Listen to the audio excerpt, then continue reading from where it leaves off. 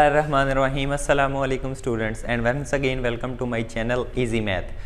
Students आज हम start करेंगे क्वेश्चन नंबर 18 से एक्सरसाइज 9.8 और क्वेश्चन नंबर 18 जो है उससे जो है वो नेक्स्ट कैटेगरी स्टार्ट हो रही है सॉल्वेबल फॉर एक्स। पहली दो कैटेगरीज जो हैं solvable for y, solvable for p, वो जो मैंने पहले क्वेश्चंस में करवा दी हैं इस वीडियो के पहले पार्ट में, तो वो पार्ट भी लाजमी देखें पूरा, वो दो कैटेगरीज आपको समझ आ जाएंगी इंशाल्लाह। तो आज ये कैटेगरी जो है क्वेश्चन नंबर 18 से स्टार्ट कर रहे हैं। काफ़ी लेंथी एक्सरसाइज थी इसीलिए मैंने सोचा कि दो पार्ट बना लिए जाएं इस एक्सरसाइज के। तो अब हम स्टार्ट करेंगे क्वेश्चन नंबर 18 से। तो क्वेश्चन नंबर 18 से स्टार्ट करने से पहले मैं आपसे रिक्वेस्ट करूंगा जो नए आने वाले यूज़र्स हैं उनको कि वो मेरे चैनल को सब्सक्राइब करें और इस वीडियो को कंप्लीट देखें। इंशाल्लाह ये दो कैटेगरीज जो solvable for x and solvable by Clairaut's equation जो है वो आपको अच्छे से समझ आ जाएंगी। और मेरी वीडियो को लाइक करके कमेंट में लाजमी बताइए कि आपको वीडियो कैसी लगी। तो आइए स्टार्ट करते हैं क्वेश्चन नंबर 18। तो question number 18 is p is equal to tan of x minus p over 1 plus p square।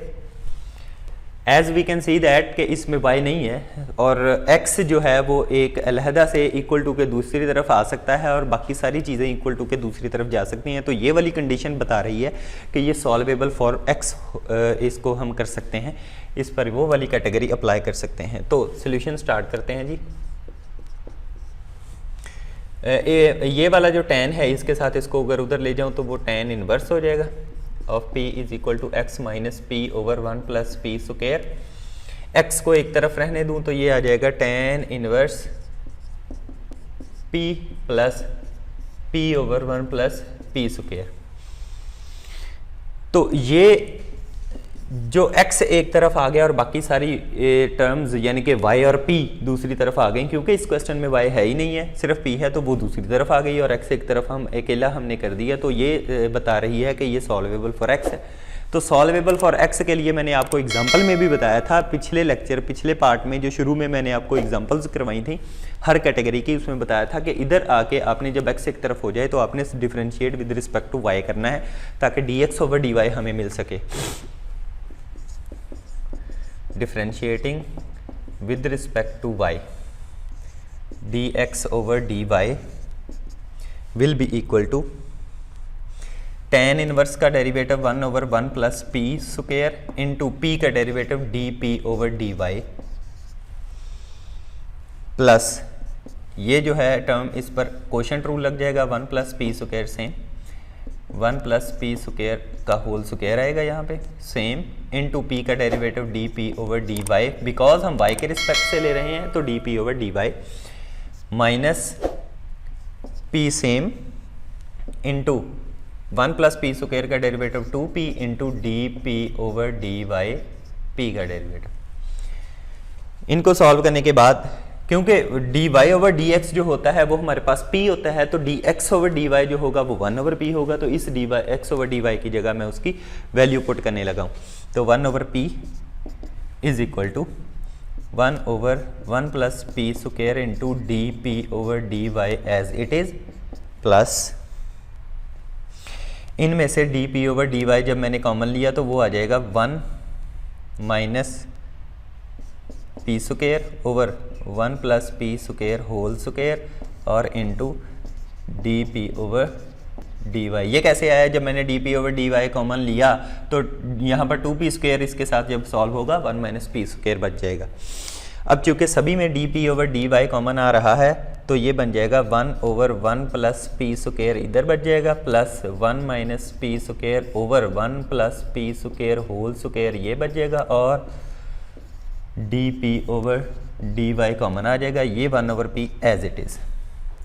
इनका ले लेंगे एलसीएम। एलसीएम लेने के बाद जो सोल्यूशन हो जाएगा हमारे पास एलसीएम आ जाएगा 1 plus P square whole square, ये एक कट जाएगा 1 प्लस पी स्क्वायर आ जाएगा प्लस 1 माइनस पी स्क्वायर और d p over D y sorry as it is. P p cancel out हो जाएगा और जो हमारे पास टर्म बच जाएगी वो बच जाएगी 1 over p is equal to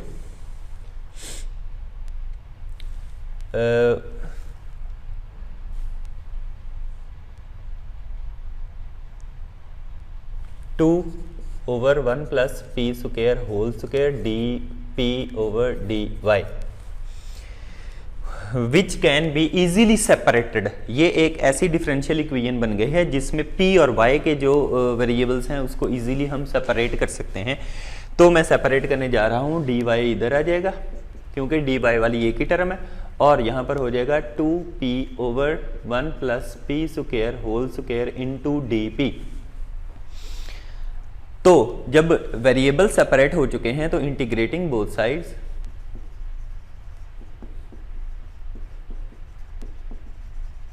जब इंटीग्रेट किया dy is equal to integrating, इसको मैं 1 plus P square whole power -2 लिख सकता हूँ into 2p as it is और dp। बिकॉज पावर के बगैर 1 प्लस पी स्क्वायर का जो डेरिवेटिव होगा 2p वो आगे मौजूद है, तो हम इसकी इंटीग्रेशन आसानी से कर सकते हैं। ये y आ जाएगा, इसका आ जाएगा जनाब -1 plus P square power -1 plus any constant c which can be written as y is equal to -1 over 1 plus p square plus c। This is equation number 2। ये इक्वेशन नंबर 1, क्योंकि इसमें p जो है वो उसकी वैल्यू नहीं find out की जा सकती आसानी से, तो इक्वेशन नंबर 1 और equation number 2 are the solutions of question number 18 in the parametric form. Hence equation number 1 and 2 give the parametric solution of given question। जो हमारी गिवन इक्वेशन है उसके पैरामीट्रिक सॉल्यूशन देगी। तो सिमिलरली क्वेश्चन नंबर 18 की तरह आप क्वेश्चन नंबर 19 कर सकते हैं। क्वेश्चन नंबर 19 में जो इधर जाके आपकी डिफरेंशियल इक्वेशन बनेगी वो जो होगी वो लीनियर डिफरेंशियल इक्वेशन, उसको आपने वेरिएबल सेपरेट करके उसके जो है आपको जो है वो फैक्टर्स बन जाएंगे। जैसे कि आप फैक्टराइजेशन करके आते हैं, तब सबसे पहले आपने इसको सॉल्वेबल 5/x की इसी तरीके से आपने अलग करना है, डिफरेंशिएट करना है, उसके बाद फैक्टर्स बन जाएंगे। फैक्टर्स जब बन गए तो आप आसानी से पैरामीट्रिक इक्वेशन निकाल सकते हैं। तो क्वेश्चन नंबर 20 की तरफ चलते हैं। थोड़ा डिफरेंट क्वेश्चन है जो question number 20, solve a p square plus p y minus x is equal to 0। Same वही तरीका, आप x को एक साइड पे कर सकते हैं। तो इसको में से x को जब मैं एक साइड पे करूंगा तो हमारे पास जो बच जाएगी वो टर्म क्या बच जाएगी, x is equal to a p square plus p y. This is equation number 1। As you can see that x वाली टर्म एक साइड पे और p और y वाली टर्म्स जो दूसरी साइड पे चले गई हैं, तो ये साबित कर रहा है, ये बता रहा है कि ये इक्वेशन सॉल्वेबल फॉर x है। तो फर्स्ट स्टेप में हम डिफरेंशिएट करेंगे with respect to y। Differentiation करने के बाद dx ओवर dy बन जाएगा इज इक्वल टू, दोनों पर प्रोडक्ट रूल लग जाएगा। तो फर्स्ट ऑफ ऑल इस पर प्रोडक्ट रूल लगाता हूं मैं, सेकंड वन पर। तो p सेम y का derivative 1 plus y same p का derivative dp over dy plus, अब इस पर लगाता हूं, इस पर प्रोडक्ट रूल नहीं लगेगा बिकॉज a हमारे पास एक कांस्टेंट है, तो 2ap dp ओवर dy हमारे पास आ जाएगा।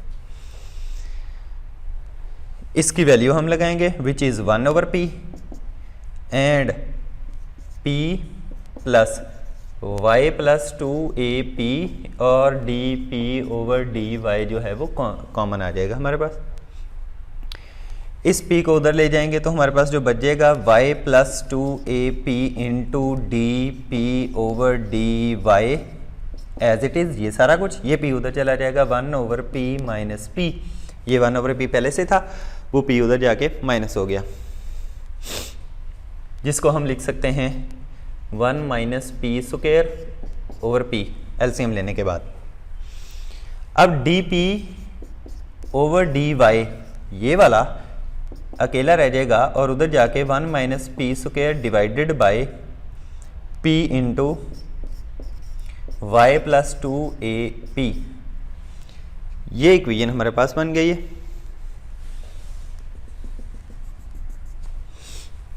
ठीक है जी।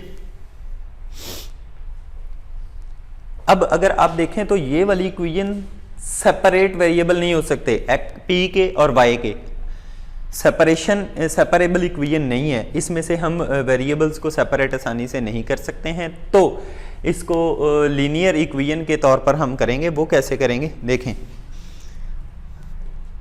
अगर मैं इसको उल्टा दूं d Y over D p कर दूं और इधर भी p y plus 2ab square divided by 1 minus P square, उस नीचे वाले को अंदर मल्टीप्लाई करवा के मैंने उल्टा दिया, रेसिप्रोकल कर दिया दोनों तरफ, तो d Y over D p बन गया। अब इसको मैं अलग-अलग करने जा रहा हूं।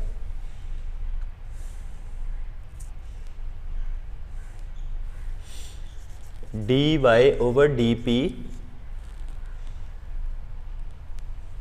Is equal to P over 1 minus P square into y, ये वाला एक मरतबा इसके नीचे और एक मरतबा इसके नीचे, plus 2ab square over 1 minus P square. अब ये नीचे 1 माइनस पी स्क्वायर है, इसको अगर मैं 1 प्लस पी स्क्वायर माइनस 1 और पी स्क्वायर माइनस 1 कर दूं तो इधर इधर माइनस आ जाएगी। तो ये मैं इधर ले आता हूं d Y over D p plus, वो माइनस थी इधर आगे प्लस हो गई, तो p over P square minus 1 into y is equal to, इसमें से भी माइनस कॉमन आ जाएगी, तो 2ab square over P square minus 1 which is a linear equation in y। अगर आप देख सकें तो ये एक लीनियर इक्वेशन इन y बन गई है, which is linear in y। तो लीनियर इक्वेशन को सॉल्व करने के लिए इंटीग्रेटिंग फैक्टर फाइंड आउट करना पड़ता होता है। जो ये y के साथ वाली टर्म होती है वो e की पावर इंटीग्रेशन में रखनी होती है। तो इंटीग्रेटिंग फैक्टर जो होगा e power integration of p over P square minus 1 d p. तो इसको सॉल्व करने के लिए ज़रा गौर कीजिए, 2 से मल्टीप्लाई और 2 से डिवाइड करना पड़ेगा, 2p बनाएंगे और p square minus 1 d p as it is, और ये बन जाएगा 1 over 2 e power 1 over 2 natural log of p square minus 1, या इसको लिख सकते हैं e power natural log of p square minus 1 का स्क्वायर रूट। ये 1 ओवर 2 है तो वो स्क्वायर रूट, अब e पावर और ये कट जाएंगे और पी स्क्वायर माइनस 1 का स्क्वायर रूट, ये हमारे पास इंटीग्रेटिंग फैक्टर आ गया। इस इंटीग्रेटिंग फैक्टर को, ये जो इक्वेशन आई थी हमारी लीनियर, इसको मैं इक्वेशन नंबर 2 का नाम दे देता हूं, इसके साथ दोनों तरफ मल्टीप्लाई करवा देते हो। तो जो तरीकाकार हमने लीनियर इक्वेशन और के बाद इंटीग्रेटिंग फैक्टर फाइंड आउट करने का हमने देखा था लीनियर वाले एक्सरसाइज में, वही तरीका हम इधर करेंगे, दोनों तरफ मल्टीप्लाई करवा देंगे। Multiplying integrating factor by equation number 2, तो जो हमारे पास बन जाएगी चीज़ वो बन जाएगी P square minus 1 square root D P D Y over D P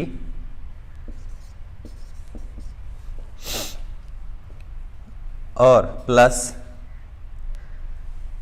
p over P square minus 1 square root बच जाएगा, क्योंकि इसके साथ जब मल्टीप्लाई होगा तो वो स्क्वायर रूट एक के साथ कट जाएगा, into y is equal to minus 2ab square और 1 पी स्क्वायर माइनस 1 का स्क्वायर रूट इधर भी बच जाएगा हमारे पास।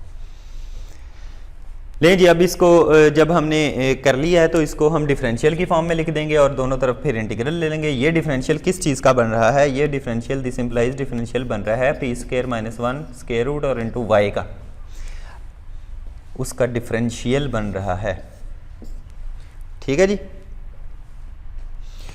Is equal to minus 2ab square divided by P square minus 1 square root, ये बन गया। अब दोनों तरफ ले लेंगे, मैं डायरेक्ट इंटीग्रेट कर रहा हूं यहाँ पर, आप अगले स्टेप में कीजिएगा। ये लें, विद रिस्पेक्ट टू इधर से डी पी उधर चला जाएगा डी पी। तो ये डिफरेंशियल हमारे पास एक इक्वेशन। अब इसकी तो डिफरेंशियल और इंटीग्रेशन कट जाएगा तो P square minus 1 square root into Y आ जाएगा। असल में इसकी इंटीग्रेशन हमने करनी, तो इसकी इंटीग्रेशन करने के लिए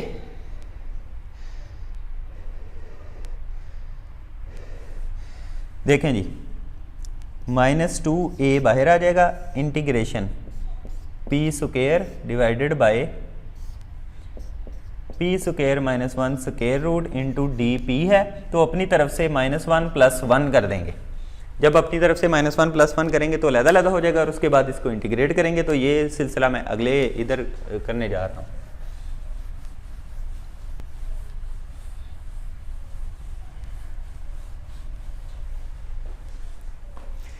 जी, तो अलग-अलग जब करेंगे p square minus 1 square root y ये एज इट इज आ जाएगा, is equal to -2a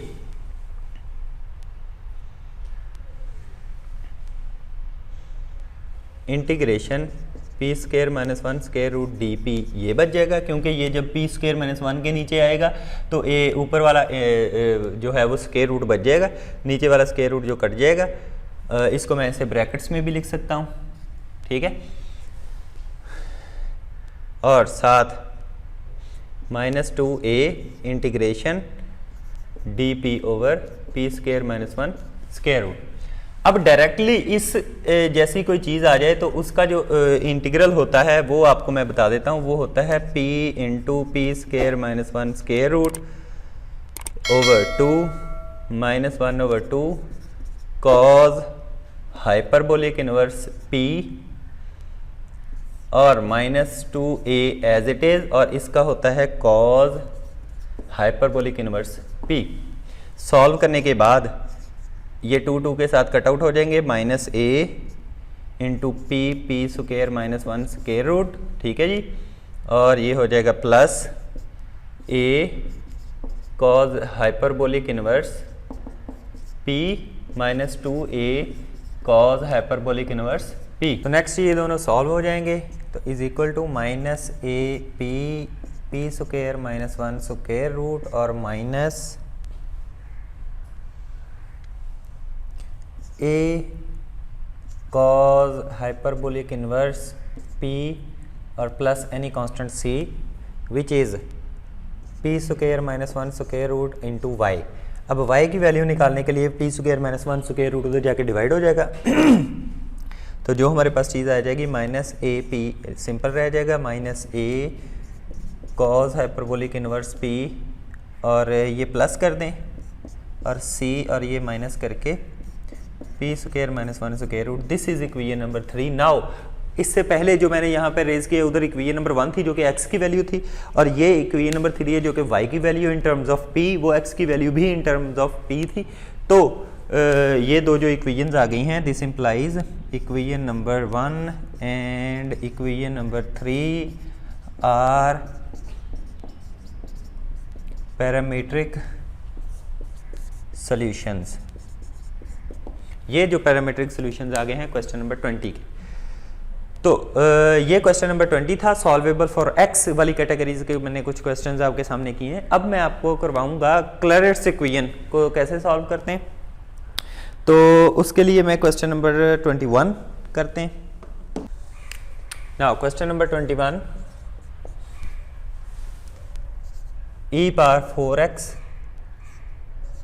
p minus 1 plus e power 2y p square is equal to 0. This is equation number 1. As we can see that we cannot solve it solvable for p because इसके factors नहीं बन सकते। हम इसको solvable for y भी नहीं कर सकते बिकॉज y एक साइड पर नहीं आ सकता। हम इसको सॉल्वेबल फॉर x नहीं कर सकते बिकॉज x एक साइड पर नहीं आ सकता, बाकी सारी टर्म्स दूसरी साइड पर नहीं आ सकती, तो वो काफ़ी मुश्किल हो जाना था अगर हम कर भी लें। तो इसको हम कैटेगराइज करेंगे क्लरेट्स इक्वेशन में। For that solution equation number 1 is not solvable for x for p and y, किसी से भी नहीं हो सकती। so we convert equation number 1 in Clairaut's equation. वो कैसे करेंगे? लेट,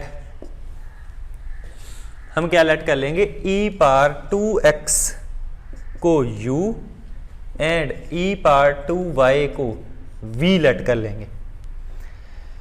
अब ये u और v लेट कर लिए, इन दोनों का डिफरेंशियल लेंगे। जब डिफरेंशियल लेंगे तो ये आ जाएगा 2 into E power 2x dx is equal to du। Similarly 2 into E power 2y dy is equal to dv। इन दोनों को अगर हम डिवाइड करें तो हमारे पास 2 E power 2y dy divided by 2 E power 2x dx is equal to dv over du। दोनों को डिवाइड कर दिया। हम ये डिवाइड क्यों कर रहे हैं? बिकॉज हमें dy ओवर dx की भी तो वैल्यू चाहिए जो कि p की जगह पुट होनी है।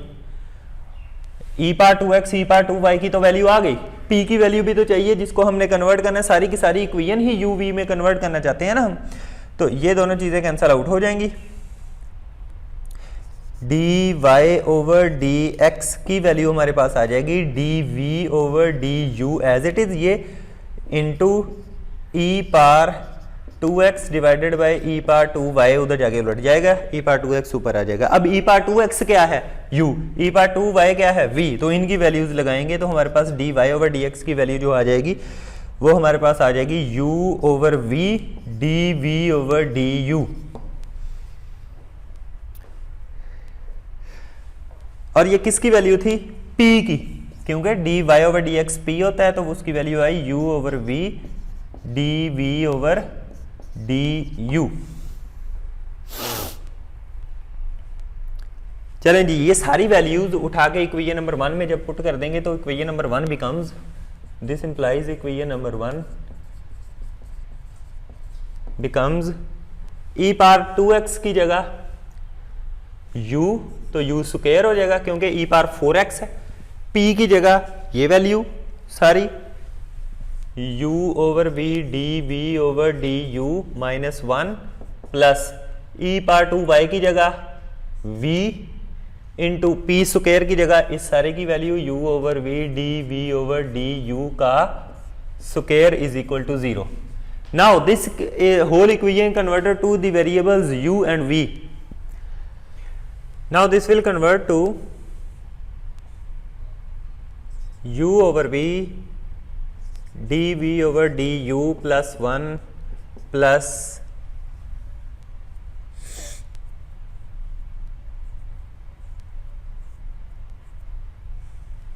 du over dv over du whole square is equal to 0, and after that u dv over du minus v plus dv over du whole square is equal to 0,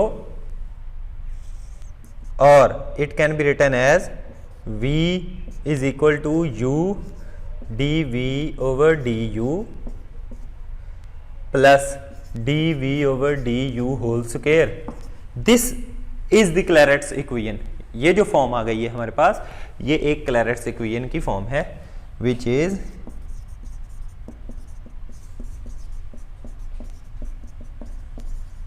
Clairaut's equation. तो Clairaut's equation की form जब आ जाए तो उसमें dv over du जो है वो as a p का किरदार अदा करेगा। तो p की जगह हम c पुट कर देते होते हैं। Hence general solution find out करने के लिए क्लैरेट्स इक्वेशन की एग्जांपल में मैंने आपको बताया था और उसके मैंने जनरल सोल्यूशन निकालना भी बताया था। तो उसका hence general solution is v is equal to u के साथ ये जो p एज अ डील कर रहा है dv ओवर du, इसके में c पुट कर देंगे प्लस c स्क्वायर। तो u और v की वैल्यूज अगर वापस दें तो e power 2y is equal to e power 2xc plus c square, और यही हमारे पास हमारा जनरल सोल्यूशन है क्वेश्चन नंबर 21 का। तो ये कुछ सिनेरियो है। इसके बाद मैं एक और क्वेश्चन करूंगा जो कि बिल्कुल क्लैरेट्स इक्वेशन का ही है, और देखते हैं जी उस क्वेश्चन में। क्वेश्चन नंबर 23 करेंगे अब। Question number 23 which is p cos square y plus p sine x cos y minus sine y cos square x is equal to 0। This is equation number 1। अगर मैंने सारी वैल्यूज़ जो हैं वो ठीक लिखी हैं तो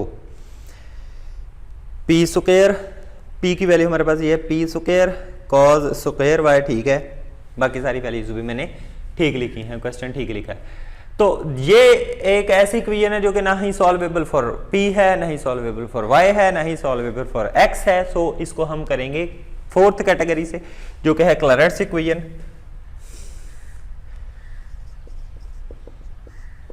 it is not solvable for x, p and y, so we convert it to Clairaut's equation. For that let, अब let आपने बड़े ध्यान से करना होता है। u को sin x एंड v को sin y, इनके डिफरेंशियल लें। D u is equal to क्या आ जाएगा, साइन का डेरिवेटिव होता है cos x into D X, और इसी तरह D V is equal to आ जाएगा cos y into D Y. इन दोनों को कर दें डिवाइड तो हमारे पास आ जाएगा cos y D Y divided by cos x D X. ये क्यों करते हैं divide, because D Y over D X की वैल्यू चाहिए होती है। तो D we over D U आ जाएगा हमारे पास। तो cos x और cos y उधर चले जाएंगे तो d Y over D x is equal to हमारे पास आ जाएगा d we over D u into cos x over cos y, उधर जाके उल्ट जाएगा। तो इस सारे की ये हमारे पास फिर इसका मतलब है p की वैल्यू आ गई, p की वैल्यू लगाएंगे, u की वैल्यू लगाएंगे, v की वैल्यू लगाएंगे और इक्वेशन नंबर 1 भी कम हो जाएगी। So equation number 1 implies cos square by as it is, p की वैल्यू ये सारी लगाएंगे इनटू क्या है p, p स्क्वायर, ओके यहाँ पर p स्क्वायर है, p स्क्वायर, तो ये आ जाएगा cos square x over cos square y into d we over D u का स्क्वायर प्लस अगेन p की value cos x over cos y into d we over D u into sine x की value which is u into cos y और cos x और cos y as it is minus sine y की value which is v into cos square x as it is equal to 0। अब ये cos square और cos square ये cut जाएंगे, ये cos y और cos y ये कट जाएंगे, जो बच जाएगा वो हमारे पास आ जाएगा ये वाली चीज। क्या बच जाएगा जी, cos square x D we over D you whole square plus ये भी cos u into cos square x D we over D U और minus v into cos of square x is equal to 0। इनमें से सभी में से cos of square x common लेके वो ज़ाया हो जाएगा, तो हमारे पास जो बचेगी चीज़ D we over D you whole square plus u D we over D U minus v is equal to 0। इसको हम कन्वर्ट कर सकते हैं, v एक साइड पर ले आए तो v is equal to v plus v is equal to u D we over D u plus d we over D you whole square, which is the form of Clairaut's equation. In this Clairaut's equation d we over D u जो है वो play कर रहा है role as a p, which is Clairaut's equation. So general solution of this equation is, सिर्फ ये जो P है इसकी जगह C पुट कर देना है, तो ये हमारा जनरल सोल्यूशन होगा। तो U और V की वैल्यूज वापस दें। U हमारे पास क्या था, साइन y v है, sine x into c plus c square. This is the general solution for question number 23। Next देखते हैं जी, जिसमें सिंगुलर सोल्यूशन भी फाइंड आउट करने के लिए उसने कहा हुआ है। Question number 26, find the general solution and singular solution of the differential equation. General और सिंगुलर दोनों फाइंड आउट करने हैं। तो क्वेश्चन क्या है जी, y is equal to x p plus natural log of p। इसको इक्वेशन नंबर 1 का नाम दे देते हैं, बिकॉज ये नजर आ रहा है कि ये क्लैरेट्स इक्वेशन है। It is a Clairaut's equation, so general solution जो है वो आ जाएगा आपके पास, सिर्फ आपने p की जगह c पुट कर देना है, तो x c plus natural log of c which is the general solution. For singular solution,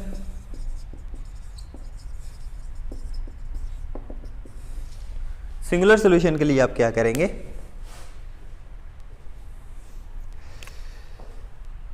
we know that the singular solution of the Clairaut's equation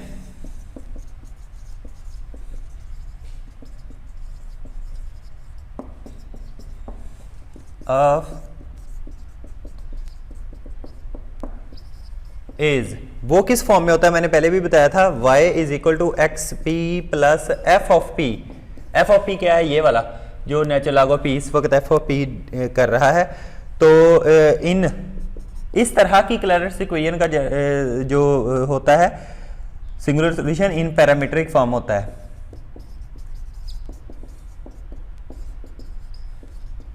is वो क्या होगा, x is equal to minus f dash of p, ये x की value होगी, and y is equal to f of p minus p f dash of p, और ये दो equations होंगी आपकी जो है वो सिंगुलर सॉल्यूशन। अब इस इन दो इक्वेशंस में we know that F of p where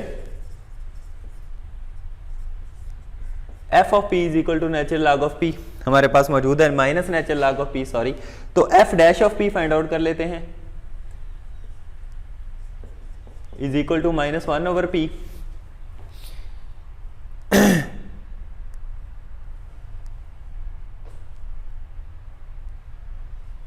now so singular solution according to equation number 2, ये इक्वेशन नंबर 2, दोनों जो इक्वेशन नंबर 2 है, तो x is equal to minus f of p हो जाएगा, तो minus into minus 1 over p means 1 over p, तो ये x is equal to 1 over p, ये आ गई एक equation. Second, y is equal to f of p, f of p क्या था, natural log of p minus p into f of p minus 1 over p, तो ये cut out होके y is equal to minus natural log of p plus 1 which is the second equation of that parametric equation. So ये scenario है सारा।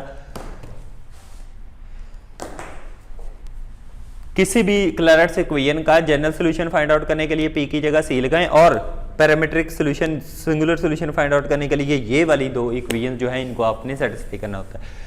तो ये whole scenario है, चारों की चारों कैटेगरीज मैंने आपको करवा दी, ये एक्सरसाइज हमने कंप्लीट कर ली।